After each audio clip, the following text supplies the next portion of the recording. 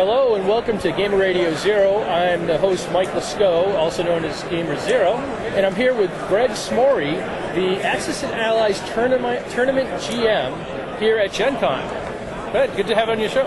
Thank you. So why don't you tell me a little bit about what you've been running this weekend? Well, I run the Axis and Allies board game tournaments for Wizards of the Coast here at Gen Con.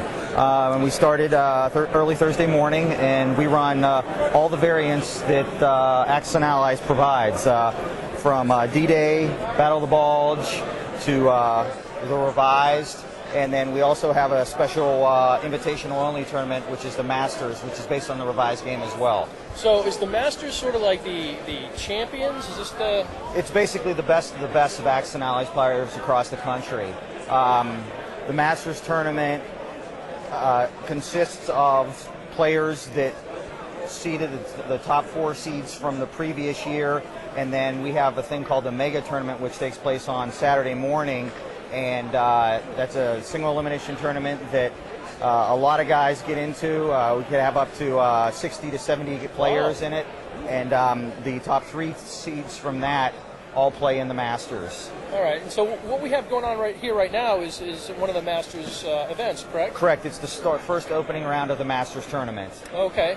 So I noticed they're playing, and they got a metal board there. That's in the first table there. I was looking at that. That's pretty cool. Yeah, it's very, very cool. The metal boards were prizes that we have given away in past for Masters, the champions of the Masters tournament. Wow, that's pretty neat. So I noticed a lot of people come to Gen Con, a lot of gamers and board gamers specifically, and they play like an eclectic mix of different types of games. And then you have certain types that I remember back at the time with Avalon Hill and Avalon Con, that you would get like the ASL players that would play Advanced Squad Leader, and that was all they'd do. They'd lock themselves in a room, and that was all they played. Where do the Axis and Allies players fit?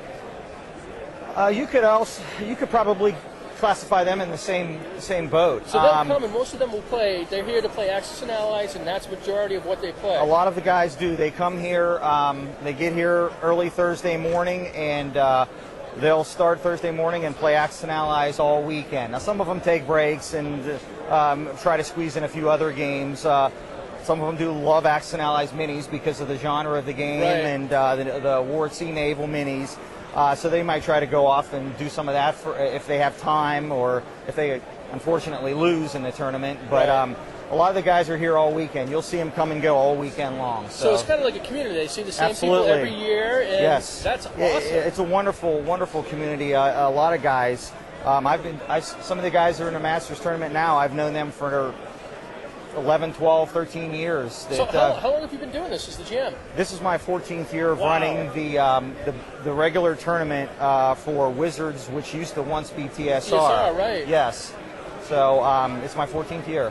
Nice. So you're not planning on retiring anytime soon, right? Not right now. I really enjoy it, and the guy, like you said, the guys that come out and that have been here for a long time make it worthwhile, and it's fun to see everybody every year, and it's just a love of the game. I really enjoy it. So the finals. So at the end, somebody's going to be dubbed the winner of the Masters Championship. The Masters Championship. Correct. And they'll be the 2007 Masters Champion. Correct. Really? Yeah, and like I said earlier, you could probably classify them as probably the 2 best players in the United States. Yeah, that's awesome. Yeah, and a few years ago it was nice. We did have guys from overseas, so we got a very great mix. You could say they were possibly the world champs, but we haven't had any overseas players recently, so right, the last few years. So all right, that's pretty neat. So when are the finals? The finals for the Masters will start on Sunday morning at 9 a.m. And each tournament round for the Masters is 5 hours. Okay. So they have 5 hours to complete the game, and then there's victory conditions and tournament rules and stuff like that. So you got any favorites this year? Not me. No.